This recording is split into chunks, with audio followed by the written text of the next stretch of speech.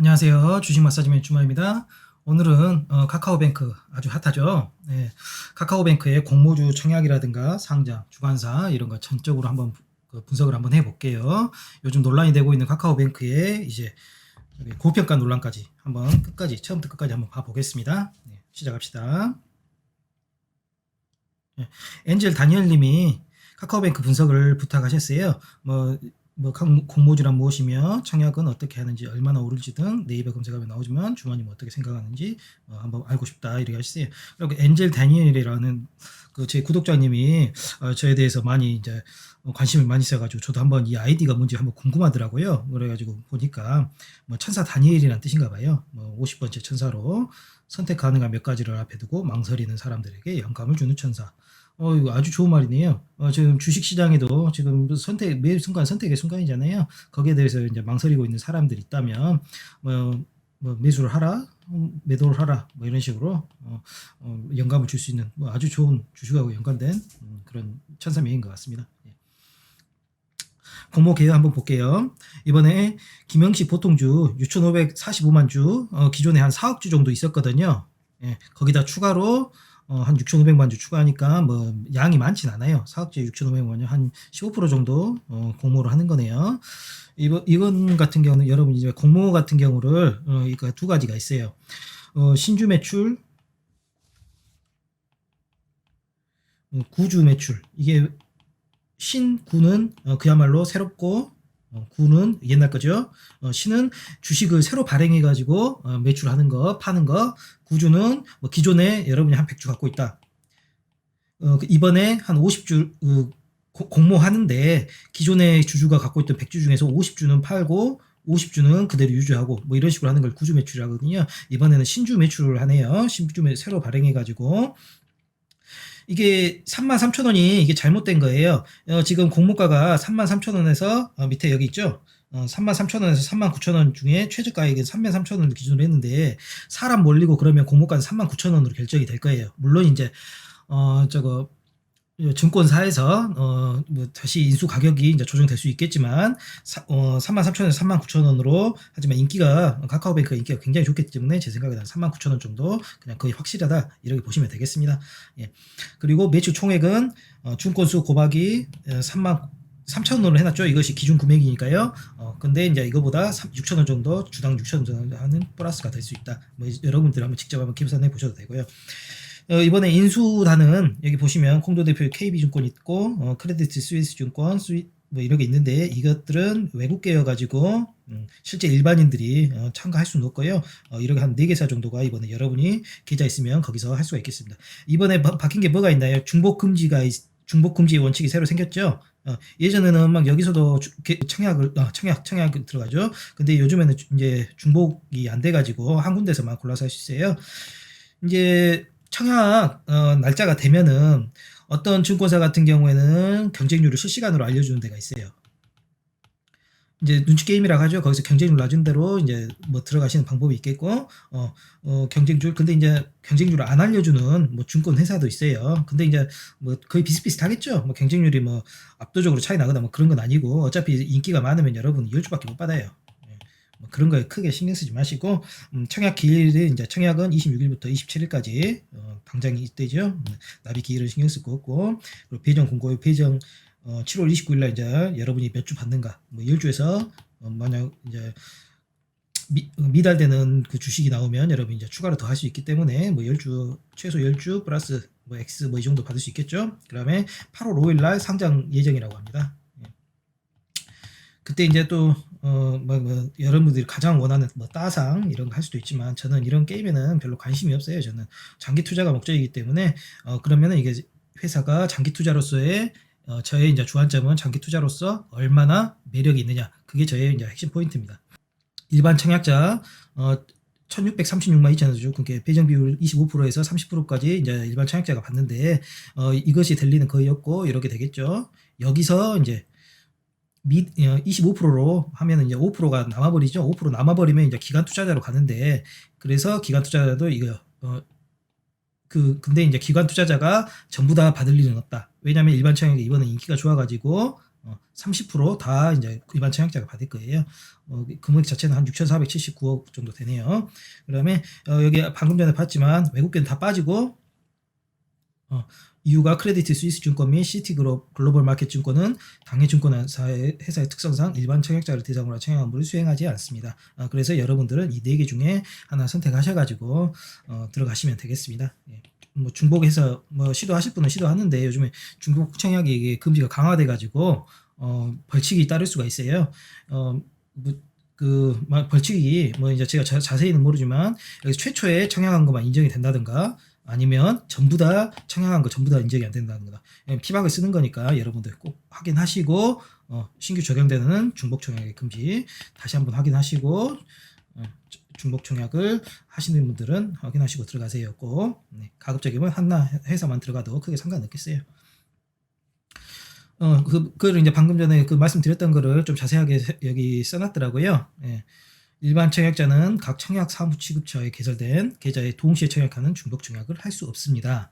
중복 청약 시 적격 청약을 제외한 나머지 청약에 대해서는 공모 주식이 배정되지 않습니다. 예, 벌칙이 있죠. 그러니까 꼭 확인하라 이 말입니다. 그 중복 청약자 판별 기준이 뭐냐?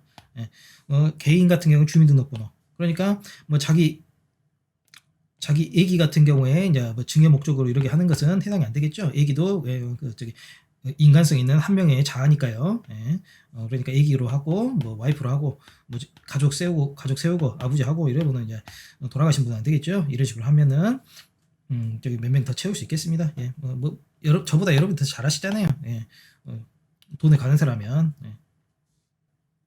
그 일반 청약자는 하나의 청약 사무 취급처에 개설된 그러니까 만약 KB증권이랑 KB증권에 복수의 계좌를 저도 이제 키움증권 같은 경우에 4개의 계좌가 있어요. 제 명의로 뭐 돈이 많아서 그런 건 아니고 그냥 만들다 보니까 이벤트 한다고 거기서 한 10,000원씩 주다 보니까 제가 또 가난해가지고 그런 거 이벤트 하면은 또 들으면 미치거든요. 예, 10,000원 준다고 하면 계좌 하나 만들어야죠. 뭐 그런 식으로 하다 보니까 키움증권 4개가 됐는데 이런 식으로 복수의 계좌를 이용하는 이중 청약을 할 수 없습니다. 1계좌, 2계좌 이렇게 있으면 여기도 청약하고 여기도 청약하고 하면은 그 전부를 청약하지 않은 것으로 간주된다. 벌칙이 엄청 세죠. 여러분 엄청나게 막 이제 거기 그 청약하려고 노력하는데 그 과정이 모두 물거품이 돼버릴 수 있어요. 그러니까 반드시 유념하시기 바랍니다. 그냥 하나만 들어가서 그냥 가족 명의로 하시는 게 더 나을 것 같아요. 애기들 증여도 해주고. 그리고 KB증권이에요. 뭐 나머지 현대차증권 같은 경우에는 뭐 거의 비슷비슷하니까 안 끌어왔고 KB증권만 한번 봐볼게요. 청약 자격은 청약 개시 적전까지 개설된 청약 가능 계좌 보유 고객. 미리 계좌를 만들어 놔야겠죠. 뭐 일반 고객 이런 게 이제 내부적인 지침으로 일반 고객, 우대 고객 이런 식으로 나눠져 있는가 봐요. 뭐 우대 고객 같은 경우에는 뭐 은행에서도 우대 고객 같은 경우에는 금리를 좀 낮춰서 주는 뭐 이런 식으로 서비스를 하지요. 뭐 증권사도 마찬가지입니다. 자기가 뭐 어떤 증권사 중에 방금 전에 나온 4개 증권사 중에 한번 다시 봐볼게요. 뭐 KB, 한국투자증권, 하나금융투자, 현대차증권 여기서 자주 이용하는 증권사 선택하셔가지고 넣으면은 좀 더 우대를 받을 수 있을 거니까요. 거기에 대해서 한번 보시고 그 청약 방법은 HDS, MTS 홈페이지 청약이 가능합니다. 일반 고객의 경우 온라인 청약만 가능하다. 영업점 고객센터 청약 불가입니다. 여러분 당일날 찾아가지 마시고요. 그리고 수수료는 뭐 거의 무의미한 수준인데 여러분도 아시라고 그냥 한번 적어놨어요. 온라인 수수료는 1,500원이고 오프라인은 이제 그 어르신들은 오프라인 이용할 수 있다고 해놨죠. 오프라인은 4,000원이고 인터넷에서 하세요. 인터넷이 2,500원. 땅 파면 돈 나오니까 2,500원 아껴야죠. 여러분 2,500원 아껴서 부자 되어야 될 거 아니에요. 2,500원이면 밥 한 끼는 못 먹고 물가가 올라가지고 김밥 한 줄 먹을 수 있겠네요. 보시면 뭐 10주 이상 100주 이하는 청약 단위가 10주다. 이것도 KB증권 다 마찬가지입니다. 그리고 일반 청약자 배정 물량 중 2분의 이상을 균등 방식으로 배정하며 여러분 균등 방식 뭐 많이 들어보셨죠? 요즘에 그 옛날에는 뭐 청약 금액이 한 1억 이상 된 사람하고 1,000억 이상 된 사람하고 이런 식으로 차등을 줬는데 요즘은 균등이라 그래가지고 이 사람도 10주로 잘라버려요. 1,000억 할 필요가 없겠죠. 아무리 돈이 많아도. 예전 같은 경우에는 저는 합리적이라고 생각을 해요. 이 제도가 마음에 들고 무조건 어떻게 돈 구해서 이제 빌려가지고 담보대출 받아가지고 일시적으로 한 3일 넣어놓고 거기서 이제 최대한 주수를 늘리는 뭐 이런 하는데 참 비효율적이고 문제점이 많았죠. 그 다음에 요즘에는 한 10주면은 여러분 39,000원에 여러분이 그냥 욕심 없이 한 10주만 받을란다. 그러면 한 10주면은 39만 원이죠. 39만 원에다가 수수료 1,500원이니까 39만 1,500원만 있으면 이번에 10주는 받겠습니다. 그리고 2분의 이상을 균등방식으로 배정하며 균등방정 배정은 일방적 그러니까요. 그리고 나머지 물량 2분의 이상을 균등방식으로 하되 그리고 나머지가 생기면은 그 물량을 이제 추첨으로 하니까요. 그 이제 추첨하는 것에서는 이제 돈을 조금 더 넣는 사람 유리할 수가 있습니다. 그러나 뭐 그냥 10주만 하는 것도 제 생각에는 괜찮을 것 같아요. 39만 원에 10주 해가지고 따삭 하면은 한 60만 원 벌죠. 60만 원 하면은 여러분 이제 아기들한테 치킨도 사줄 수 있고 피자도 사줄 수 있고 여자친구 있으면 반지는 못 사겠네요. 결혼은 좀 미루고. 투자 포인트 이게 카카오뱅크가 이제 키움증권하고 비슷하죠. 그 당시에 이제 키움증권 설립할 당시에 뭐 삼성증권도 있고 뭐 대우증권도 있고 완전 쟁쟁한 증권사들이 많이 있었어요. 근데 이제 키움증권이 이제 매기 효과라 그러지요. 이게 그 온라인으로 하면서 뭐 지점이 필요 없으니까 지점에 들어가는 임대료가 필요가 없고 임대료 그리고 뭐 인건비 거기에 지점에 근무하는 인건비가 필요가 없고 뭐 각종 뭐 판관비가 필요가 없으니까 비용은 낮춰지고 따라서 순이익은 높아지는 이런 현상 때문에 순이익을 좀 손해보더라도 거기서 그 수수료를 파격적으로 하려는 했죠. 여유가 있으니까 단기 순이익이 이제 여유가 있으니까요. 그래가지고 뭐 기존에 이런 쟁쟁한에서 사람들이 전부 다 이제 키움증권 뭐 저도 키움증권 쓰지만 뭐 이런 식으로 많이 갔습니다. 이제 여러분들한테 이제 증권사를 결정하는 뭐 주요 여러 가지 이유가 있는데 거의 대부분이 수수료 아니겠어요, 여러분? 이게 뭐 공급과 수요 곡선 딱 보면은 Q고 여기 P잖아요. P가 공급을 결정하는 주요 인자입니다. 뭐 이것은 여러분 가격에 따라서 움직이는 것은 합리적인 투자자라고 하죠. 뭐 당연하죠. 키움증권이 돈이 싸면 수수료가 싸면 당연히 이쪽으로 가는 거죠. 그리고 이제 늦었지만 삼성하고 이제 뭐 이런 증권사에서 무료 운동도 하고 뭐 이벤트도 하고 이러죠. 막 이렇게 이미 늦었죠. 이미 시장 점유율 다 뽑혀버렸죠. 그래가지고 카뱅을 뭐 지지하는 사람은 키움증권의 사례가 이번에 또 재현될 것이다. 기존의 KB 국민은행이라는 데 이런데 증권 온라인 지점뿐만 아니라 오프라인에 지점이 굉장히 많죠. ATM도 많고 그럼 관리하려면 얼마나 많은 그 판관비가 들겠어요. 보통 이제 CIR이라 그래가지고 비용을 따지는데요. 보통 시중은행 같은 경우에는 2019년도 기준으로 CIR이 50% 그러니까 비용이 50%가 나가요. 근데 카뱅 같은 경우에 이제 지점이 전혀 없잖아요. 거기에 근무하는 인원도 없고 그래가지고 추정하기로는 한 30% 정도밖에 안 될 것이다. 비용이. 그럼 나머지 20%를 뭐 수수료를 낮추든가 그러게 아주 현명하게 쓸 수 있겠죠. 이게 투자 포인트입니다. 그리고 카카오톡과의 시너지 기대. 이게 카카오톡 정말 파괴력이 굉장한 것 같아요. 네이버하고 옛날에 네이버하고 카카오하고 이제 이광 체제여서 여기 독보적인 네이버가 1등이었고 국내 경우에 그 2등이 뭐 카카오였는데 요즘에는 뭐 카카오톡이 이제 더 치고 올라가는 것 같아요. 네이버 같은 경우에는 뭐 카톡이라는 킬링 사람 죽이는 거니까 킬링이 아니고 그럼 획기적인 앱이 없다 보니까 아무래도 조금씩 이제 점점 처지는 입장이고 카카오 같은 경우는 카카오톡하고 연계함으로써 뭐 은행업에도 진출하지 뭐 저기 택시업에도 진출하지 뭐 별거 다 해버리잖아요. 기존에 카카오톡하고 연결을 시켜버리니까 사람들이 편해가지고 이용을 안 할 수가 없는 상태가 많이 되더라고요. 굉장히 좋을 것 같습니다. 이제 방금 전에 말씀드렸던 그를 이제 한번 온라인 이제 이런 것을 세부적으로 한번 설명드릴게요. 이게 현대차증권에서 발간된 보고서예요. 좀 시간이 한 1년 정도 지난 것 같은데 뭐 예전 보고서라 해가지고 뭐 완전 예적인 구시대적인 정보를 담고 있다 그런 건 아니고 충분히 참고하는 여러분 기업이라는 게 뭐 하루 만에 뭐 돌변을 하고 뭐 그런 건 아니에요. 뭐 하루 만에 특별한 전략이 나와가지고 시장 점유율을 뭐 그런 다 먹어버리고 시장 점유 다 먹어버리고 그런 극적인 일이 일어나진 않아요. 아무리 시대가 빠르게 변한다고 해도 최소한 이제 회사 입장에서 전략을 마련하고 전략을 실행시키고 그런 시장에서 통하는 거 보려면 최소한의 기간이 필요하겠죠. 그렇기 때문에 뭐 이제 뭐 예전 보고서를 봐도 거기서 거기입니다. 그러니까 참고할 수 있는 그나마 이제 품질이 좋아가지고 제가 한번 가져와 봤고요. 온라인 운영으로 수익성이 개선된다. 뭐 제가 했던 말하고 똑같죠. 저도 이거 보고 그냥 읽은 거예요. 비용 측면에서 상당한 우위를 지니는데 장기적으로 CIR은 30%에 근접할 것으로 전망한다. 시중은행은 51.5%인데 와우 20%포인트. 그래서 이 퍼센티지 포인트하고 20%하고 차이점이 뭔지 알죠? 51.5%에서 30%를 빼면 21.5%가 아니에요. 21.5%지 포인트라고 읽는 거예요. 21.5%지 포인트 나니까 굉장히 효율적으로 운영이 가능하겠네요. 그리고 저도 똑같은 거를 생각을 했어요. 과거 키움증권 같은 경우에 온라인 전문 증권사로 출범하면서 지점을 세우지 않았죠. 규모가 커지며 브레이크 이븐 포인트 수준을 넘어서자 1인당 생산성이 급격히 향상됐다. 뭐 카뱅도 그래서 재현될 것이다. 뭐 이런 식으로 합니다. 다음으로 넘어갈게요.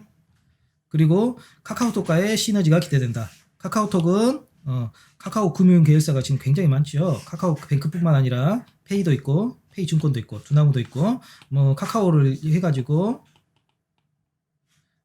모든 일상생활이 이제 금융이 가능하게끔 이런 게 지금 전략인가 봐요. 굉장히 설득력 있고 좋죠. 그리고 카카오톡이라는 킬러 제가 아까 좀 킬러라고 그랬는데 여기 보고 킬러라고 그랬는가 봐요. 고객 기반을 확보하기 때문에 가능하죠. 뱅킹 고객 수는 서비스 오픈 후 약 2년 만에 1,000만 명을 돌파했다. 엄청납니다. 카카오톡하고 이제 시너지가 이 정도예요. 뭐든지 카카오톡에다가 이제 카카오톡 옛날에 게임도 마찬가지였죠. 게임 옛날에 나오자마자 카카오톡하고 연계를 해가지고 순식간에 막 1,000만 명 돌파하고 뭐 이런 식인데 마찬가지로 뭐 이제 카카오에서 내놓기만 하면 상품을 뱅크든 뭐든 내놓기만 하면 카카오의 이제 킬러 앱으로 엄청나죠. 그리고 잠재적인 이제 카카오톡 안 쓰는 사람 없죠. 4,500만 명을 하는 월간 사용자 수를 감안하면 고객사 중과는 꾸준히 이루어질 것으로 예상한다. 마찬가지로 현대차증권에서 했던 걸 제가 알려드렸어요. 그리고 위험 요인. 중저신용자 대출 확대에 따른 위험이 있겠죠. 중저신용자, 고신용자 같은 경우에는 뭐냐면 여러분들이 이제 신용 점수라고 많이 들어보셨을 거예요. 개인 같은 경우에 신용 점수가 높은 사람은 직업적 안정성이 높고 기존까지 빚을 잘 갚는 그런 레코드가 있는 사람들이고 만약에 저신용자, 중저신용자라고 하면 그런 레코드가 좀 불량한 사람이라고 볼 수 있겠죠. 아무래도 좀 대출 상환에 대한 그런 의무감이 약하고 그리고 또 직업적 안정성도 떨어지고 아무래도 고신용자보다 좀 더 위험성이 높은 그런 분들이 이제 중저신용자라고 하는데 그런 사람들에 대한 대출 확대가 인터넷 뱅크 설립한 취지예요. 그렇기 때문에 이 카카오뱅크 같은 경우에는 고신용자한테 기존에 뭐 의사라든가 전문직 그런 분들한테 이제 대출을 늘리고 이런 것이 좀 관계기관, 금융기관, 금감원이라든가 금융위의 눈치를 볼 수밖에 없겠죠. 그러면은 중저신용자를 대상으로 해야 되는데 이분들이 뭐 평상시에는 빚을 회수 상환이 잘 돼요. 아무런 문제 없이 잘 돼요. 근데 문제는 IMF나 경제 위기가 닥쳤을 때 미국에 이제 옛날에 주택 경기가 무너진 적이 한번 있었죠. 뭐 그런 경제적인 위기 상황이 닥쳤을 때 중저신용자는 바로 위험이 이제 연체율이 급등하고 상환율은 극적으로 떨어집니다. 이런 차이가 있어요. 근데 이제 고신용자 같은 경우에는 그 정의 자체가 그렇잖아요. 직업이 안정적이고 상환에 대한 의무심이 강한 사람들. 어떻게 해서든 돈을 마련해가지고 이제 자기 이제 평판도 있고 그러기 때문에 상환하려는 의지가 있는데 중저신용자는 그런 그 의지가 약하기 때문에 금융위기나 이런 의지가 되어버리면 굉장히 악화될 수가 있어요. 여러분이 생각하는 것만큼 것보다 더하게 더 악화될 수가 있습니다. 그리고 여러분 은행법 같은 경우에 은행법 금융지주법인가요? 금융지주법 같은 경우에 우리나라 국내 금융주주의 최대 주주 가질 수 있는 폭이 10%까지밖에 가질 수 없어요. 그러니까 만약 100주를 KB국민은행 금융주주에서 갖고 있다. 그러면은 최대 주주는 10주까지밖에 돼요. 10%니까 왜 이렇게 분산을 시켰냐? 이게 만약에 주요 주주가 있어버리면 뭐 이사회나 이런 결정에 영향을 미치는 주요 주주가 있으면 이제 은행을 자기 이제 사기업화 해가지고 은행에서 돈을 끌어다 쓰고 자기가 어려우면 모회사가 어려우면 돈 좀 끌어다 쓰고 그리고 회사가 더 기울기 시작하면 뭐 사정없이 끌어다 쓰겠죠. 뭐 그런 걸 방지하려고 그런 이제 규정이 있는데 제가 보니까 카카오 같은 경우에는 이거 인터넷 은행에 한 30% 정도 지분을 갖고 있더라고요. 이게 허가가 됐나 봐요. 이런 식으로. 그렇기 때문에 만약 이게 주요 주주로서 만약에 카카오가 뭐 한동안은 잘 나갈 것으로 예상하는데 뭐 기업의 미래라는 것은 알 수가 없잖아요. 사람의 미래도 내일 아침 당장도 모르는데 기업의 미래는 내일 아침 어찌 알겠습니까? 뭐 카카오톡을 대신하는 그 더 멋진 앱이 나올 수도 있는 거고. 예. 그 만약 카카오가 어려워질 경우에는 이제 만약에 이제 회사 내 유보 자금이 없고 부족해질 경우에는 카카오뱅크에서 이제 돈을 끌었을 염려가 있다. 이게 제가 하는 말이 아니고 거기 증권 신고서에 보시면 거기에 나와 있는 말이에요. 자기들이 이제 자진 신고하는 얘기죠. 계속 한번 봐볼게요. 증권 신고서. 중저신용자 대출 확대에 따른 위험이 있다. 당사는 이거 증권 신고서에 출처예요. 카카오뱅크가 자기들이 이제 신고한 거죠. 이런 위험이 있을 수 있습니다 하고 이것이 이제 법적 규정으로 돼 있어요. 중저신용자 절반을 아우르는 대출상품 포트폴리오를 구축하였다. 인터넷 전문 등의 도입 취지에 부합하게 중저신용자 대상 신용대출의 공급을 점차적으로 확대하다. 아무래도 이제 고신용자는 이제 기존 이제 오프라인 은행에서도 이미 충분히 만부적하고 있기 때문에 그리고 은행을 한 군데로 통합해야지 좀 더 자기가 이제 VIP 대접도 받을 수 있고 이런 게 있잖아요. 충분히 매력 있는 기존 은행을 사용할 가능성이 높고 얘들은 어쩔 수 없어요. 그 기존에 이제 기존 은행에서 환영받지 못한 중저신용자들을 자기들이 이제 껴안고 가겠다 이런 거죠. 뭐 똑같은 말입니다. 여신의 건전성이 악화될 경우 당사의 수익성에 부정적인 영향을 미칠 수 있습니다. 제가 했던 말하고 똑같죠. 이게 여러분 이제 상상 외로 더 크게 나올 수 있을 거예요. 왜 그러냐면 은행업 같은 경우는 기본적으로 한번 네이버에서 한 부채 비율 한번 찾아보세요. 부채 은행이라는 것은 자기 돈으로 하는 사업이 아니에요. 자기 돈 한 1억다. 그러면 남의 돈이라는 것은 예수금이죠. 여러분이 은행에다 예금하면은 거기서 한 9억을 이거 받고 자기 돈 1억에다가 남의 돈 9억. 은행 예금이죠. 그걸 가지고 이제 사업을 하니까 부채 비율이 벌써 이거 900%죠. 이걸 하기 때문에 자기 자본이 굉장히 취약해요. 경제 위기가 닥치면 이제 사람들 뱅크런 해버리고 이거 돈 9억 빼가려 버리고 그러면 이제 1억 가지고 이제 뱅크런 하는 사람들 돈 다 줘야 되는데 이게 순식간에 자본 잠식이 일어납니다. 예, 은행업이 부채 비율이 막 1000%, 2000% 이러기 때문에 이게 굉장히 취약한 점이에요. 지금같이 안정적인 상황하에서는 은행업 믿으셔도 좋아요. 근데 사정이 안 좋아지면 우리 바로 1년 전에도 코비드 19으로 인해서 굉장히 격정을 많이 했잖아요. 예? 만약 그런 위험들이 현실화된다면 가장 먼저 타격을 받는 건 은행업이다. 그거를 잘 아셔야 됩니다. 그리고 카카오 모회사의 이해관계 상충 이것도 자기들이 써놓은 거예요. 지배주자의 이해관계 상충이요. 최대 주주 보유 지분은 공모 후에 1억 2,950만 원 27.26% 보유하게 됩니다. 이거 이제 공모 후고 지금 공모 전은 한 30% 돼요. 조금 낮아지죠. 왜냐하면 신주를 발행을 하니까요. 지배주주는 주요한 영향력을 해소할 수 있어 당사 지배주의 이해관계와 투자자의 이해관계는 상충될 수 있다. 이것도 마찬가지로 위험이라는 것은 평상시에는 안 일어나요. 이제 자꾸 이제 경제 위험을 말하는데 경제 위험이 닥치면 카카오가 어려워지면 이제 카카오도 이제 사람들 월급도 주고 자기 직원들을 하려면 이제 현금이 필요할 거 아니에요. 현금을 어디서 이제 끌어 쓰는데 이제 자기 산하에 은행이 있다. 은행에 사람들이 예금을 했다. 이 예금에 대한 열망이 가득 찰 거 아닙니까? 예. 이 열망을 억제할 수가 없어요. 왜냐면 카카오가 어려워가지고 모회사가 유상증자 하려고 한다. 그러면 주주 입장에서는 난리 나죠. 예. 그러면 이것은 어려운 방법이다. 근데 카카오뱅크에 은행자 예금이 있어가지고 이거를 돈을 빌리면 이건 쉬운 방법이죠. 예. 그렇다면 사람들은 쉬운 방법을 택할 수밖에 없죠. 이런 요인이 있습니다. 여러분 힘차게 결론을 위해서 지금 달려왔죠. 고평가 논란이 일단 있어요. 지금 1분기 실적을 카카오뱅크에서 발표를 했는데 1분기 실적이 한 460억 정도 당기순이익이 났더라고요. 제가 아주 거칠게 무식한 방법이죠. 1분기에다가 곱하기 4 해가지고 한 1860억 되는데 이걸 가정을 했어요. 발행 주식수는 4억 7,700 그대로죠. 그 다음에 프라이스 같은 경우에는 지금 39,000원에 확정이 됐죠. 거의 뭐 확정이라고 보시면 돼요. 39,000원이니까 PER도 구할 수 있고 EPS는 당기순이익에서 발행주수 나누면 EPS. 제가 카드 연동해 드릴 테니까 EPS하고 PER 주식에서 가장 중요한 지표죠. 이거 모르시는 분들은 주식을 하신다고 할 수가 없어요. 이거 제가 카드 걸어 드릴 테니까 반드시 제 주린이 강좌에서 보시고 오세요.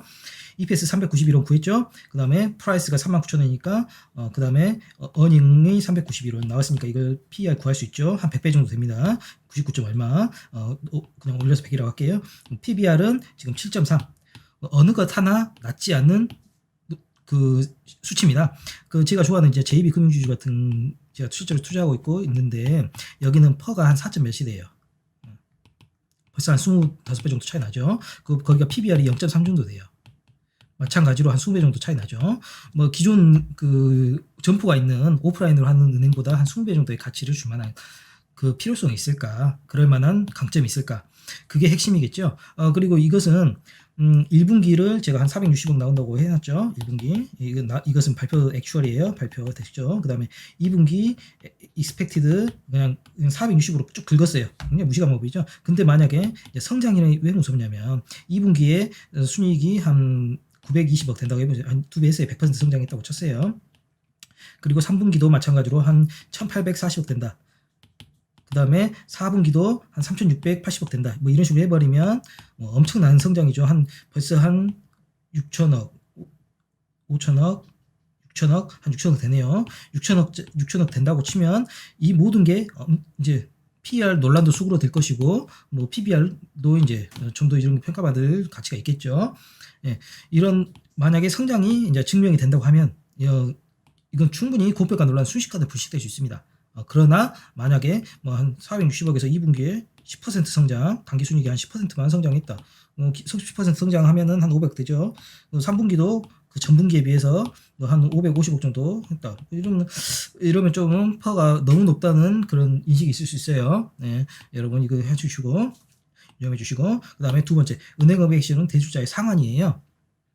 카카오뱅크는 대출자의 상환을 경험한 게 전무하죠. 은행업이라는 것은 별거 없습니다.